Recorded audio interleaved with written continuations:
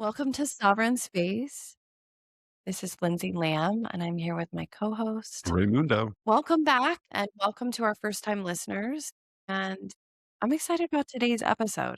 Today, we are going to talk about shame and fear, these two emotions, and then also light and truth, and a little bit of current events and how these emotions weave through our everyday lives and through our society and cultures.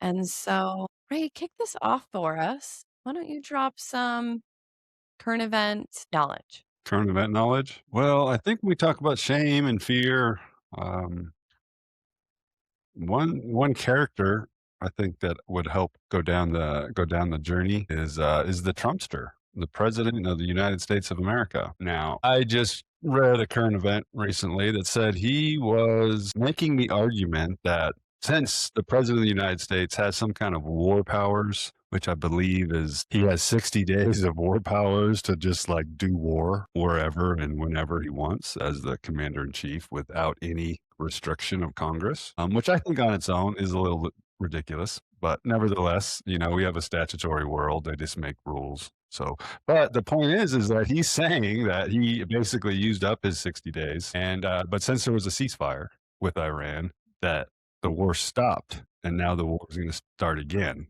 He wants another 60 days, which the fact that the United States of America is functioning this way is crazy. But the part related to this episode is that I will admit it, at one time, I was a big Trump supporter. 10 years ago, I had a red hat. I was super excited about Trump being president when he was running. And, I had no problem arguing with people for a little while. And then it got real crazy. When he was president, he's never been perfect. I'm not going to defend anything, but he went through did a world tour of peace. I remember as president, he didn't start any new wars the first time and created all these peace agreements all over the world. I even think in the Middle East. And so as a Trumper, it was easy to rally behind him. He was going to clean up the swamp. He got Epstein arrested.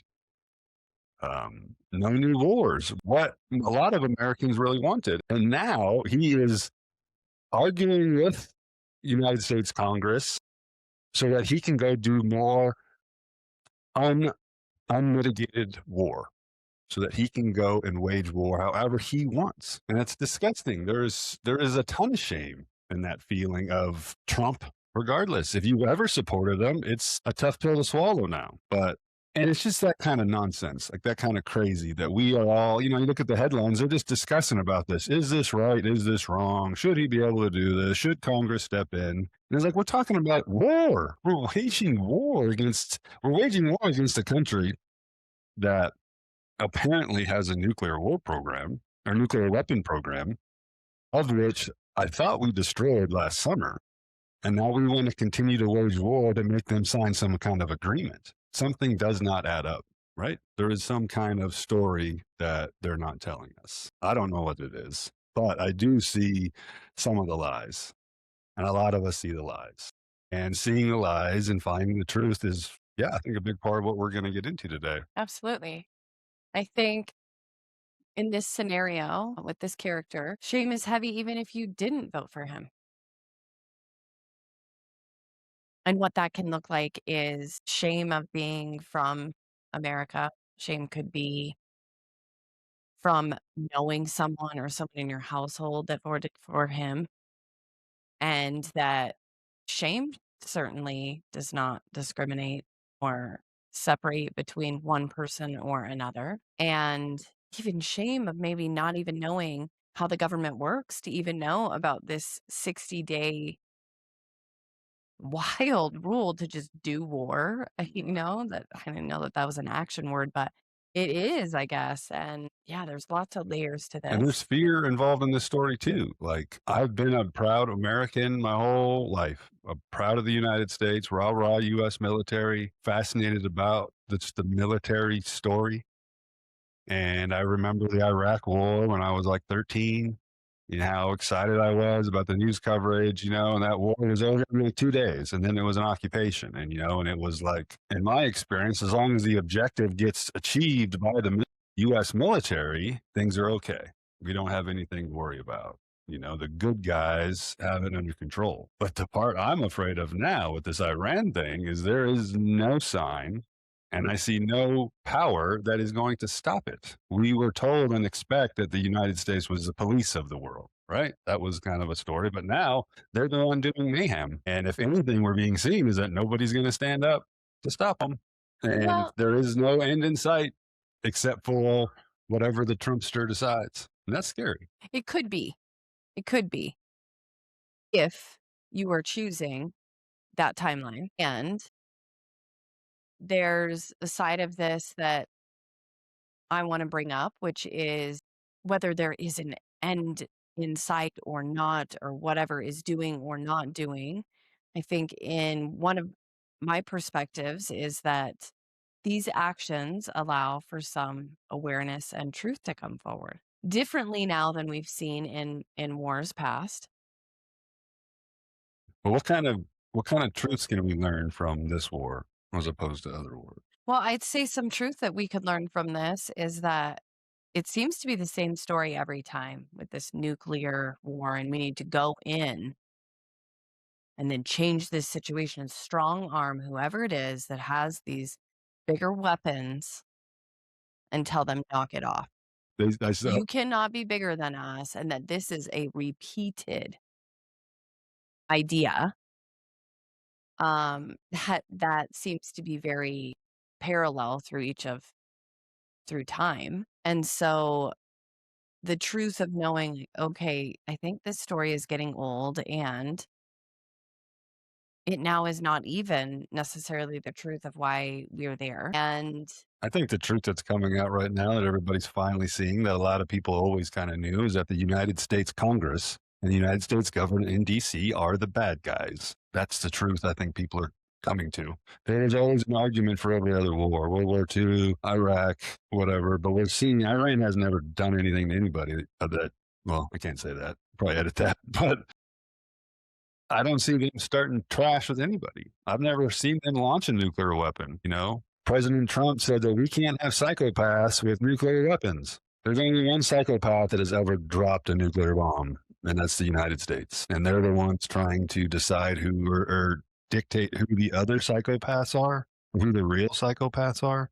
Like yeah, they are for sure. you're either just chowing down on the story and just eating it up, or you are finally coming to the conclusion that we're not the good guys. That's Yeah, just it. which through that truth or awareness of this could possibly be a story, a lot can be discovered, uncovered, and changed. See, let's hope so. I Yeah, like change. Let's do some change. definitely. Viva the revolution. There we go. Wow. There's shame in a lot of games. True. A game of shame. Yes. And shame is, let's just lay some maybe factual context here. Shame is the lowest frequency on the consciousness scale. It's like the lowest feeling you can have. It's like the Absolutely. worst feeling you can have. Shame would be, I am bad. Right. I'm no good. I don't belong. I'm wrong. And I can't be fixed. Yes. I'm inherently messed up Yes. from birth because my parents were weird or my parents were cool. One either way. Or a shame that you feel and have, and you're not even sure where it comes from. This could be generational. This could be past life shame that is really coming forward in this lifetime. And this feeling of I'm bad creates separation. We might see that when somebody wants to separate themselves from community or family within that shame, not feeling like they're worthy enough to be with people or a group, not worthy enough of abundance, not worthy enough of Love. a position or love, a position in a job or a position within a community, a position within a group. So shame can be really vast in its experience for us as living beings. And the thing I really want us to highlight on is that shame creates secrecy, or that secrecy creates shame. Right. And we really see this in our society, all throughout our society. this idea of secrecy and this connection with shame, this agreement between either a group of people and another group of people or one person. You see this on an interpersonal relationship, so person to person, secrecy or shame.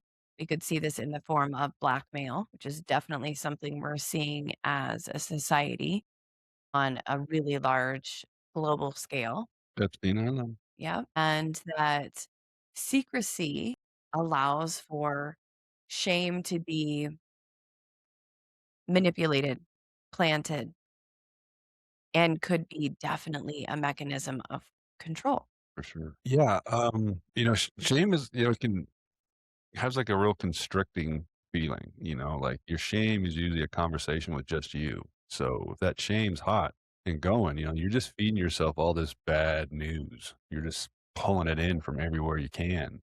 And you can easily make up stories of why you shouldn't be around anybody else. I know I totally lived that life, like convincing myself that everybody else doesn't like me or I don't belong or whatever. Like, and finding myself more and more spending more and more time alone.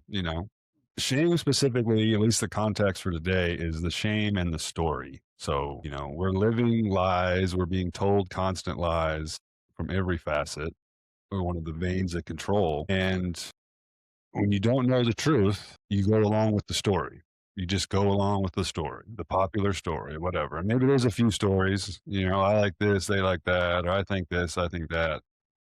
They're all navigable stories. And so when you commit to that story, anybody outside of that story is wrong, is a bad guy or whatever. And to maintain connection to your story, that comfort or that control of your story, you then become a shamer. You then are much easier to say something's not right or that's not bad or you shouldn't be thinking that or doing that or saying that. And shame can be very intentional, but can also be passive. Like people can feel shame when somebody's actually trying to be kind.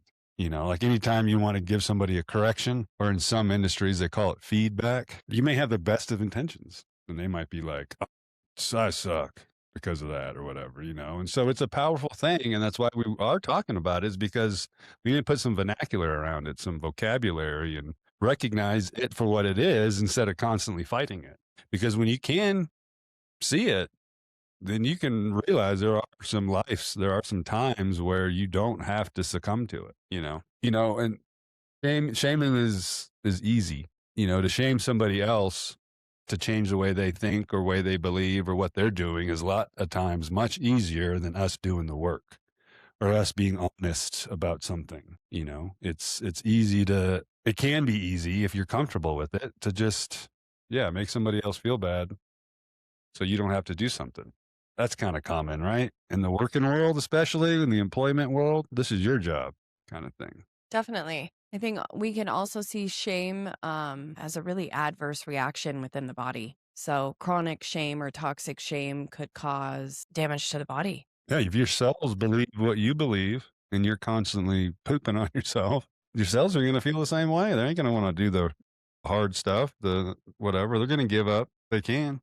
Yeah, this is a way that our cells can become oxidated. There are other ways, but this is one way where the cell can actually become toxic itself. And so that's really important and can be vastly devastating to the wellness of the living body. And so shame for that reason would be something to want to see it more, to be able to bring it up and out into the light. But before we go that direction, I also want to bring up the concept of shame in our communities and culture. Right.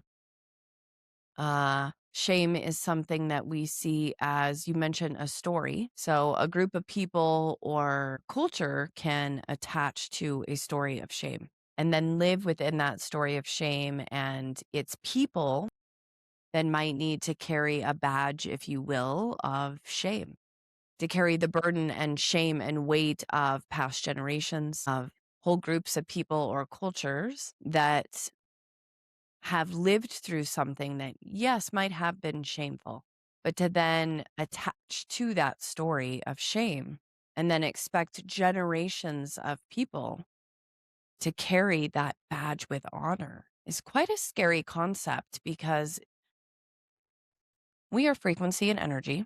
We've talked about that before. And there is this thing called resonance. And so when we carry a frequency, a vibration, and that energy within ourselves, our being, then we attract an experience that's similar or people that are vibrating with that similar frequency range. So it would be really scary to think about shame being at the bottom of that. And then if I feel that and am in that, and wow, what I'm attracting and what's coming towards me in my magnetic field is probably going to be quite low as well. Yeah. Yeah, I mean, society does establish certain rules or stories that create shame. I can speak from experience on at least one example. I know I had to deal with quite a bit of with shame when I lost my house in a foreclosure. It was very difficult to talk about that with people. I didn't really tell any of my friends at the time or past friends.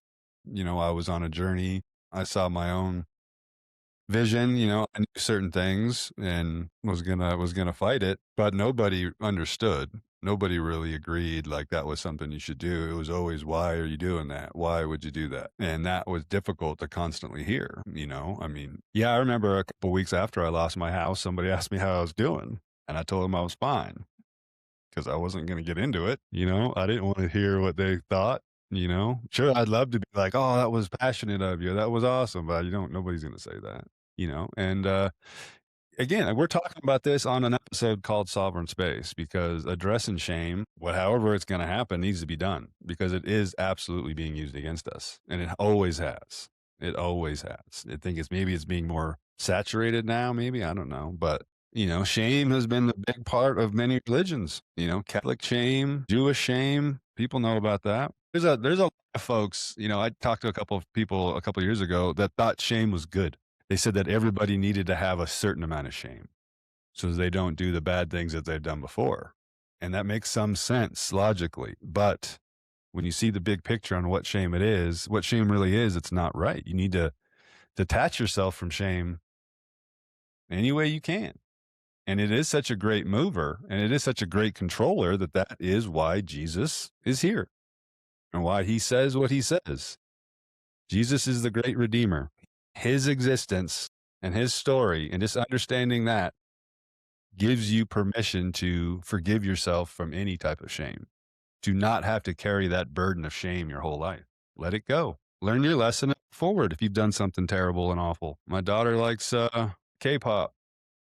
And there's a lyric in one of those songs that says, you know, it doesn't matter if we were liars. It doesn't matter if we were cheaters. It doesn't matter if we were evil. It doesn't matter that we were not heroes. We are survivors and we are still here. We are still the living. You can change and start living the path. Put things behind you that you do not have to carry with you. Even if you have been a liar and whatever, you can always flip the switch. Your past does not have to be your future. Shame is this idea that you would be separate from God, and there is no separating from God The in this creator. experience. Yeah. And there's been a lot of stories throughout time, and I think we even see representations of that now. This idea that we are separate from God and that God really holds the frequency and the infrastructure for this experience. And so um I think it's important to mention that and the that illusion of separation while also acknowledging that that is a big subject, that is a big statement, and that it could feel overwhelming or big or large and expansive, which it is. And knowing that shame is not something that is necessary to connect with that. Yeah, I think a lot of times, you know, when people are really in the trenches with shame, a lot of times they're making up their own story just to have that feeling. Like a lot of times the shame comes from this idea that everybody's going to think bad about me or everybody's not going to like me or this idea that all of the community and society is all of a sudden going to think bad about you. And when you really sit down and like break that apart, it's like impossible. Sure, you could be on network news and do something humiliating and everybody might, but the day to day things, whether you choose to do something or choose to say something and speak up, like we don't do that because of that story and that we make up this belief that people are not don't want to hear it or whatever when in reality everybody is starving for authenticity. We are starving for truth. We are starving for people to actually just speak their mind because we're so accustomed to everybody being okay with just going along and not rocking the boat. So, And to wrap up this shame and this brings me back to the secrecy. I think these two things go hand in hand.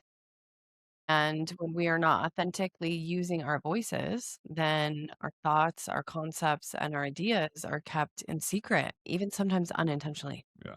Thanks for watching and listening to Sovereign Space. We'll be right back after this short message. Have you been able to start seeing the ways of the world, the structures and programs that we have been living within? If you've been on this journey to uncover some of these boundaries, there's a beautiful way to write your own constitution, to leave the public and enter the private, to create a world that is separate from these bounds that were created for us. My good friend Raymundo over at aguadiero.net has incredible resources allowing you to step away from the public and enter the private to live the way that it is aligned with you and your soul. Visit aguadiero.net.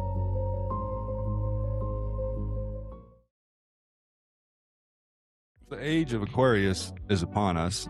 The world is changing, our lives are changing, and clearly our health needs to change. Taking a new look at your health and your internal vessel is definitely the way. Being responsible for what goes into your body is a sovereign path. There are people here to support in that journey, and you will find great resources and fantastic support by my good friend Lindsey at Inner Space is the Place. Check it out. It's an inside job. So let's drop into fear. Fear is the next Sure. level above shame on the consciousness scale.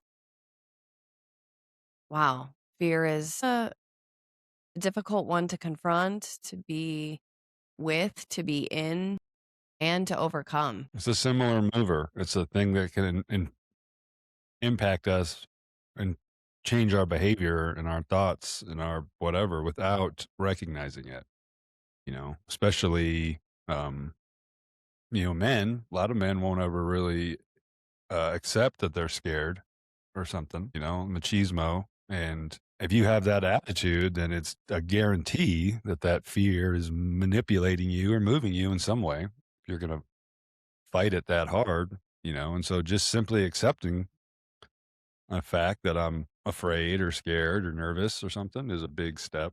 But yeah, it's a huge, huge mover. And right around COVID times, I was kind of in my first year of my spiritual journey. Didn't really buy into the COVID narrative right away. I did obviously kind of get consumed by it, but I was also kind of in a spiritual journey where I was questioning a lot of stuff like the narrative about disease and certain stuff. So when that all kind of came out, I was like, we're not really going to fall for this, are we? And then I just saw how the whole world was kind of going with it. And at that time, I remember really kind of like being in a meditation. And for whatever reason, I just saw it clear as day that they were totally just scaring us. That this idea of a global model of this thing that they had created, that some guy had created on a computer who happened to pass away right after he published it, said that millions and millions of people were going to die. And all the stuff that went along, and we don't have to rehash it. But that at that moment, I was like, we should be questioning everything. You should question anything that scares you because there is a difference between recognizing danger and being afraid. Danger can be recognized with zero real emotional trigger. You can see something that's dangerous that might kill you and simply just avoid it. Go the other direction, whatever. Not a whole lot of emotional workup. But when you're afraid, you can turn anything into a perceived danger and have zero danger at play, but still get so emotionally worked up and paralyzed that you can't even really function. So seeing danger and then anything else, if it's not going to kill you, it's not going to hurt you, you should be really challenging it on why it's moving you to be doing anything different. Right, I think that one of the, your definitions of fear is this imminent threat to danger Right. or of danger, and so we can distinctly see it there, but really fear is a big one that permeates a lot of the corners of our lives. Even fear of a loved one experiencing something or fear of the unknown outcome, the unknown results, the not known tomorrow can create a fear of what could possibly happen. And this idea of taking yourself out of the present and into the future, creating a story that has not even yet begun. And fear within the body creates a lot of disharmony. It creates this fight or flight mechanism, this overproduction of cortisol through our adrenal glands and adrenaline. Those factors together can create anxiety, depression, stress. And so, again, our cells in this scenario are really in disharmony, searching for any sort of harmony. And this step up from shame to fear on the consciousness scale is not a big jump. It is not much different one than the other. And it would show that within the body and the mechanisms that can be harmed through living in a state of fear. Fear can be fear of scarcity, fear of, like I said, not knowing, fear of a future story. So, how else do you really see fear throughout our society and communities? Yeah, simple threat. Cops make threats all the time. Do what I say, I'm gonna put you in jail. 'Cause everybody's afraid of going to jail. I mean, nobody, whether you got a prison tattoo or not, people are still don't want to go to jail. So yeah, even questioning the narrative. I helped somebody with a court case and told them that they needed to kind of like stand up and argue with the judge on something, and the judge threatened them to bring up contempt charges, and they might get thrown in jail for a completely non-criminal court case whatsoever. And they stopped pushing the issue. They towed the line and just went along. Yeah, those red lights, red and blue lights get up behind you. I still get scared every single time. I mean, who knows what's going to happen, really? But other folks get paralyzed to, like, you just automatically feel you did something wrong. It's actually kind of a double whammy. It's shame and fear, Yeah. you know? So, I mean, when you're afraid, then you sure as heck don't have the courage to say the right thing and the shame, you know? Or if you're within fear, that might not even allow you to get out of the shame to say, okay, let's say in this scenario, the belief is I am bad. And then a fear to go be with other people because of that thought of shame. Yeah, they obviously are side by side and can see that and feel that within the body and our experiences. Again, this idea of resonance and frequency, I would think that fear is similar to shame, that it's going to bring in more of that frequency, It's more also of that a experience. it's a lower, denser frequency. So if your vibration is in fear or shame or any other real low vibration, your operations are slower. Your function in this life is slower. You're not going to see as much stuff by math. You can only process so much stuff when your frequency is low. So even the solution to whatever you're afraid of or some other thing may be floating right in front of you. But Can't if even see it. you can't even see it. You can't even touch it. Well, that's a nice segue into this idea of, let's say we have a room that's dark, no light on, and you've never been in the room and you have no idea what is in there. Whether it is just furniture, say for some of us who have lived a couple decades, we might have a fear of like stubbing our toe like that. That is not a great feeling. A child might be afraid to go into that room for fear of monsters. Another is just like not knowing what we're going to encounter within that dark room. And then this idea of light, flipping on the switch, turning on the light in that room allows us to see like, oh, Yeah. all of the furniture in this room is actually padded. So I've never heard that bad to step in here. And then all of the furniture is against the walls. And so then that child recognizes there's actually no place for a monster to even hide in this space. Eliminates in those two scenarios all of the fear by just simply turning on the light. Yeah, the truth can squash any fear and it can squash any shame. Like fear, in my definition, honestly, is nothing more than unknowing because you don't know something about whatever. You're going to accept a story and get triggered by it. But when you do know the truth, or you're even so aligned with the truth that you can sense bullshit a lot faster, then even feeling that fear, you're just kind of like all of a sudden now, instead of being truly afraid of it, you're just kind of like, why are you trying to mess with me? Why are you trying to trigger me? That's a big change. It's a big switch from being, no, I got to do something to, what are you up to? Why are you trying to scare me? Like, you don't have to scare me to communicate with me, but you're choosing to.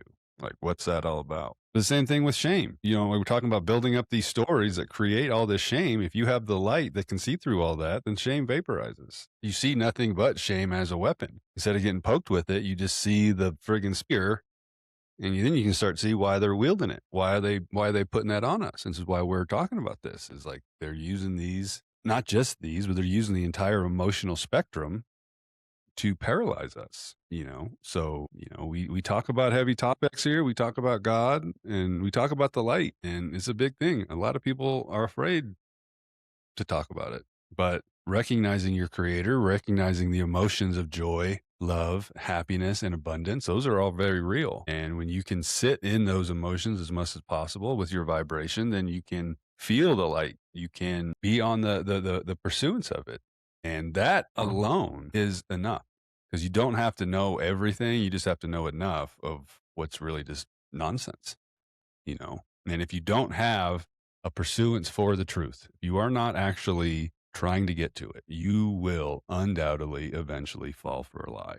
Right? And I think light is simply awareness. I think it's Awareness in the scenario that I gave, the light coming on made the individuals aware of what was in that room. Light doesn't necessarily mean we have to attach to that truth or that that truth has to then become our own truth solely. But a knowing or a gnosis can help you become aware, which just means the light has been turned on. And when we turn on a light or create awareness, it doesn't make the shadow or the darkness disappear. It does allow for an opportunity to not attach to a greater story of the darkness overpowering the light. Just because I find parts of myself and within my soul that are fully radiant doesn't mean that I no longer have shadow, doesn't mean I no longer have darkness. There is a balance of these two. And even with the recognition of, let's say, the Epstein files coming forward and the amount of shame that human beings would even do the things that they have been doing, or the shame that comes with a vast majority of people not knowing that that's been going on. Bringing a light to it doesn't mean that I now have to carry the shame of every human that was in that. No, it just allows me to be aware of it. Being aware of it then allows the living being the experience to choose to see it so that it no longer can be in the shadows to continue to occur. Well, it's just like your example of the room, right? You walk into that room, never ever having the light on. You absolutely do not know where stuff is. You turn the light on for 1 second. You see it. You know where the stuff is. Light switch goes off. Now you're faced with two options. You saw the truth. You know where the furniture generally is. You know how to get to point A to B, probably without stumbling anything. But then there's also just the darkness that's right there. And that is an infinite source of story. So you, in your life, in your experience, you have to have, that's the kind of firmness and strength that you need to have. Being able to have a glimpse of the truth for a half a second to know what it really is versus your imagination, versus other people's imaginations, other people's stories. And that's the reality is like, yeah, there's a balance there, but we are swimming and surrounded by the darkness. You know, anything from below pure light is a lower vibration. Like we are a slightly lower vibration than what the actual light is. And so we are constantly exposed to the darkness, and having that firmness is faith in the light, knowing it's there. knowing that the situation is how you saw it and is this whole new story you've been listening to is just that, and eventually, and that's the folks that are kind of after us, they'll even tell us the truth from time to time, a little bit of negative truth, as if things changed, but then they're going to keep pressing with their lies, knowing that we're going to give into it eventually, keeping us confused. So, yeah, big stuff, I think. I mean, I think it matters. It absolutely matters. I think too, awareness and having the light on helps you walk through the room, walk into the room, having more courage than standing outside of it, having fear, not knowing what's in there. It also, if there is this room and the lights are off and the tendency is to not go there, not turn it on, not turn the light on because I don't want to see that. It's uncomfortable. It's pure darkness. It's not of anything like me. That might be the case. It might not resemble anything that you are about or that you seek in the world, but that to purely ignore it and to not be aware of it allows that darkness to just resonate with more darkness. And so simply put, this idea of light on or light off helps just becoming aware. That doesn't mean that I have to attach to any sort of truth or say that that new truth is mine. And so the awareness is really key. And I think we've talked about it before, the awareness of within that moment of awareness, that is the true essence of being present.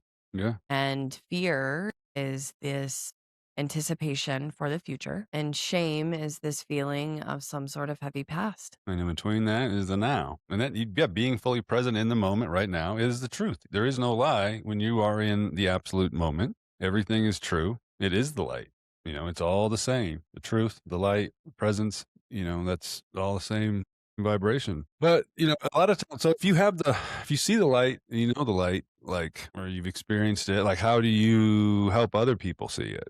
How do you get other people to be on team light? Well, I think a part of it for me is finding my own truth and my own authenticity and my own connection to God has allowed me to let the awareness, the light, flood through my being and has given me the courage to see where the darkness exists within my own self, but then within society. And the interesting part is that we can't grab all of our brothers and sisters on earth and say, "Come with me, let me show you this room, the light's on." Not everyone's going to fit in the room. Not everyone can see what I can see. And so, what I can do is be a lighthouse to stand firmly in my own truths, my own discernment, my own alignment, allowing myself to really feel into the power of connection with God and with oneness.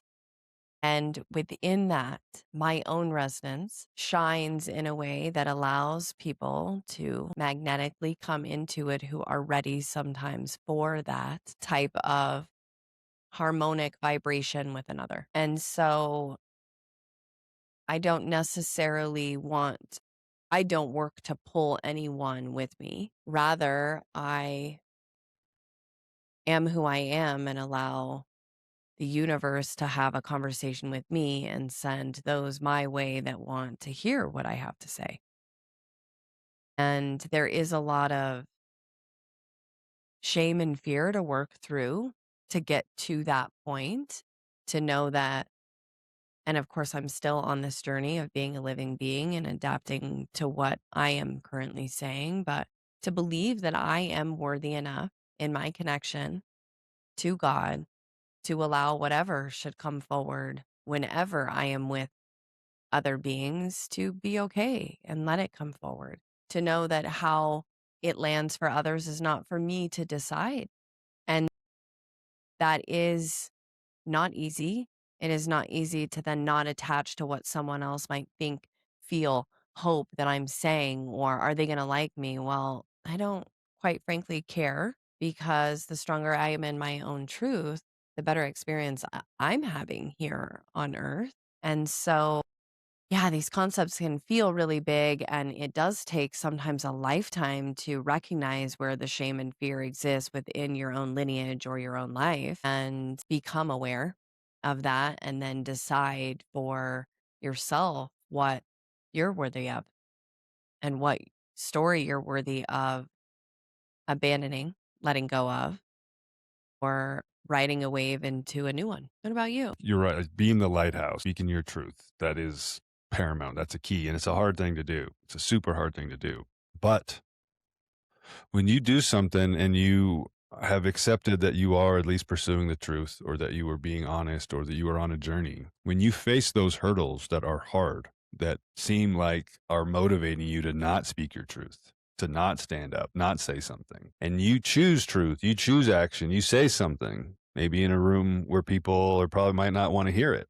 Like, yeah, I mean, I still do that. I don't tell people, I just don't talk about private trust around a group of people that I don't think have heard about it before, because it's not going to go anywhere. But if you are concerned about your community to where you don't want to create discomfort or some kind of situation that will bother them, and so you're going to keep your mouth shut because you care about them, you don't care about them. You're listening to some story. If you cared about all people, you would give them as much truth as possible. And so when something needs to be said and isn't said, that's the that's the crime.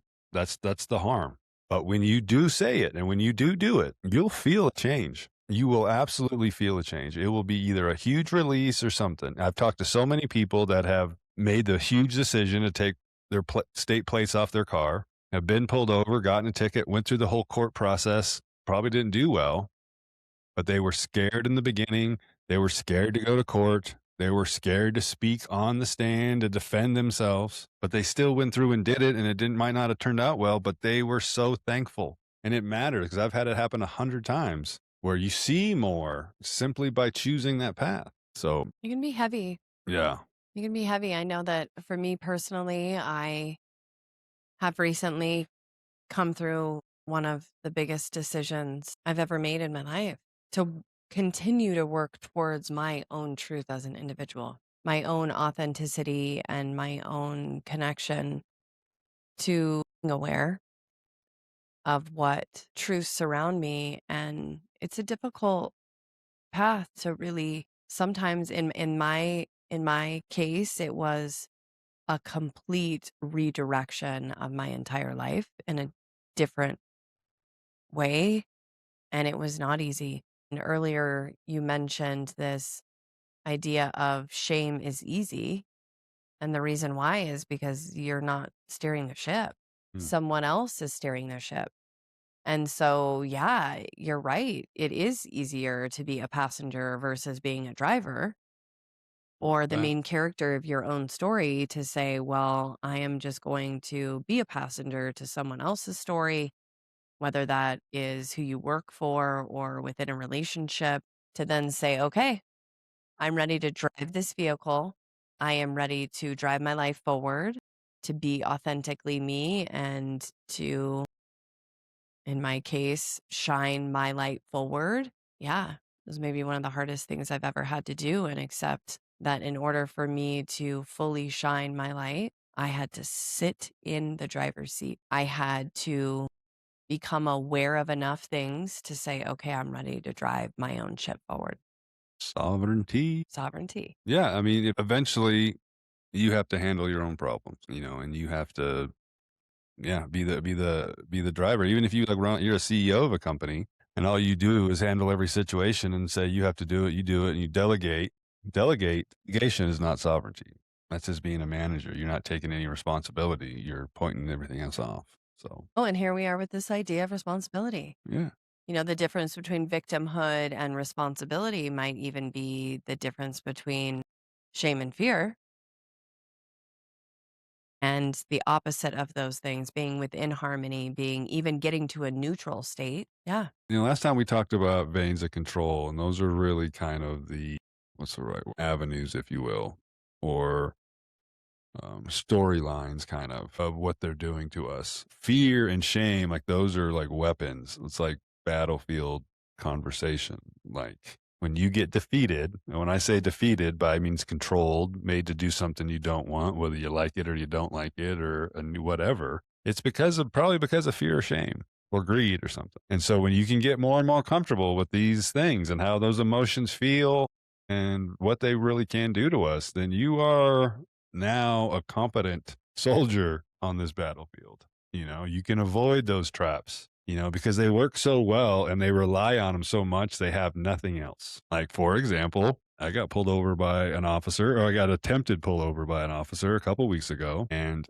I didn't pull over until I got to work. Lights were going, the horns were going. I was scared. I did go to my normal parking spot at work, and I knew all he was going to do was try to shake me down. I knew I didn't commit a crime.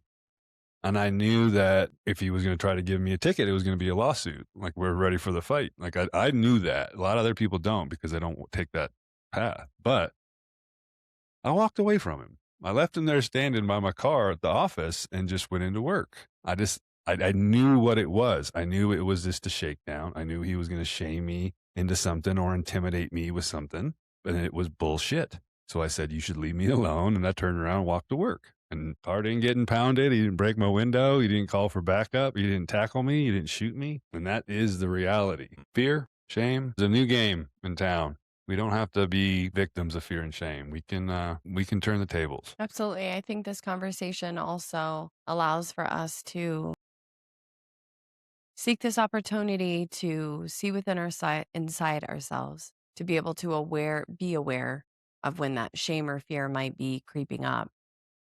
I think it is, as we have illustrated in this conversation, that when a light or truth is shined on something, is much easier to see where that fear and shame lies. And so, even calling on the ones around us that we love to allow for when you see me say something or do something that might be full of shame or fear, asking others to help recognize that, I think could help each one of us bring those frequencies up, out.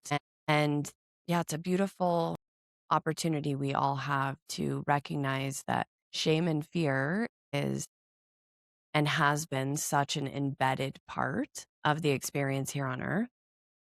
And the density of it has been felt by us in our past lives, generational experience as living beings.